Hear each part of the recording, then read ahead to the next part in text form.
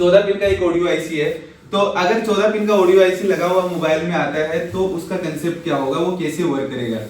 सब में same concept मिलेगा, ऐसा नहीं है कि अगर ये आईसी मिला तो आपको किसी दूसरे मॉडल में कुछ और मिले, दूसरे मॉडल में और मिले, सब में सेम कंसेप्ट मिलेगा आपको।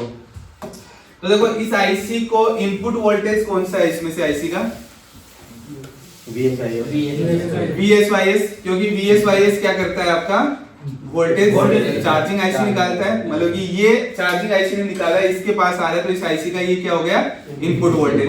तो VSYS जो वोल्टेज होता है उसके अंदर कितना वोल्टेज होता है 1.8 सर,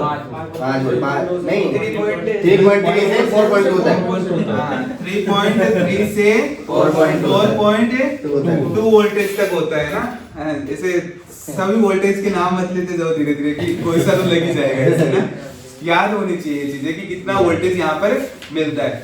तो आपका VPH या VSYS हो ये वोल्टेज सेम होता है, ठीक है। तो देखो ये वोल्टेज अगर मिसिंग रहा तो आपका मोबाइल डेड मिलेगा। इसका मतलब कि वोल्टेज तो मिसिंग नहीं है, वोल्टेज मिसिंग रहा तो डेड मिलेगा। अब उसके पास अगर वोल्टेज आया है तो इस आईसी को वर्क करना चाहिए, ठीक है। तो आईसी को इनपुट तो मिल गया, अब आईसी कैसे वर्क करेगी यहाँ पर देखो। अब क्या होता है, आईसी को इनपुट मिल गया, आईसी को इनेबल चाहिए, प्लस ऑडियो कौन सा आ रहा है वो भी तो चाहिए, क्या चीज बज रही है वो भी चाहिए। तो ये तीनों चीजें मिलेगी तब जाकर आईसी वर्क करेगी। तो इनपुट तो क्या देता है इसको, चार्जिंग आईसी देता है, ठीक है। अब देखो आईसी को इनेबल मतलब कि कब वर्क करना कब नहीं वर्क करना है, तो इनेबल का काम किसका है, सीपीयू का। तो यहाँ पर 1.8 वोल्टेज आता है जब म्यूजिक आप बजाते हो, ठीक है। म्यूजिक जैसे प्ले किया तो 1.8 वोल्टेज आएगा, जैसे म्यूजिक बंद हो गया यहाँ पर वोल्टेज आना बंद हो जाएगा। मतलब कि क्या इसको इनेबल किसके थ्रू मिल रहा है, 1.8 वोल्टेज के थ्रू, 1.8 वोल्टेज के थ्रू इनेबल मिल रहा है। मतलब कि जब आपको गाना बजाना है तो सीपीयू 1.8 वोल्ट इसको देगा और देगा तो ये आईसी वर्क करेगा। मतलब कि आईसी का लॉजिक हाई से ये वर्क कर रहा है।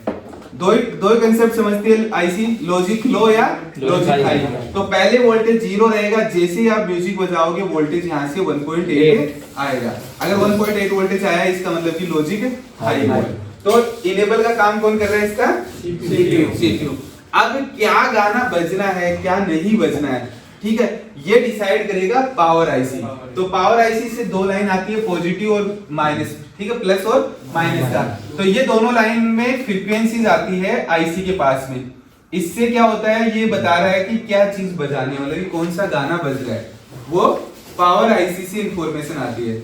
अब यहाँ पर देखो ऑडियो सेक्शन में क्या होता है, जो कैपेसिटर लगे हैं या रजिस्टर लगे हैं वो सेम वैल्यू के ही होने चाहिए। अगर उनमें से कुछ भी मिसिंग रहा तो आपका ऑडियो में दिक्कत आएगी। क्योंकि यहाँ से देखेंगे तो हम लोग क्या है, ऑडियो आईसी के पास में फ्रीक्वेंसी आ रही है। तो यहाँ पर देखो दो कैपेसिटर लगे, दोनों कैपेसिटर ग्राउंड से कनेक्टेड नहीं है, ऑडियो की लाइन में ही कनेक्टेड है। तो यहाँ से फ्रीक्वेंसी आती है, इसके बाद में ये रजिस्टर के थ्रू आता है। तो ये क्या करते हैं, फिल्टर करते हैं उसको। फिर दोनों लाइनों के बीच में एक कैपेसिटर लगाया जाता है इस तरह से। ये क्या कर रहा है, दोनों फ्रीक्वेंसी को इक्वल करने का काम कर रहा है। मतलब कि किसी में कम या ज्यादा आ गई तो क्या होता है, आपका ऑडियो डिस्टर्ब होता है। तो ये कैपेसिटर क्या कर रहा है, दोनों को इक्वल कर रहा है। मतलब कि फ्रीक्वेंसी बराबर जानी चाहिए, अगर बराबर नहीं गई तो या तो आईसी खराब हो जाएगा या फिर ऑडियो आपका प्रॉपर नहीं बजेगा।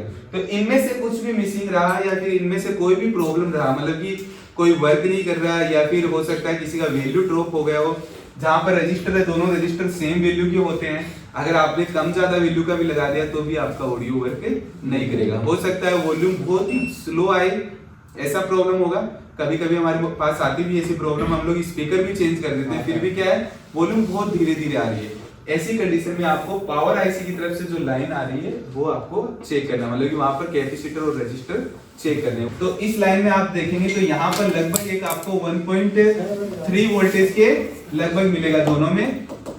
कब मिलेगा, जब आप म्यूजिक प्ले कर रहे हो। जब म्यूजिक बंद हो गया तब कुछ भी नहीं आता है।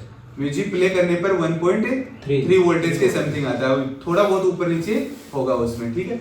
जब म्यूजिक बंद हो जाएगा तो यहाँ से कुछ भी नहीं आएगा।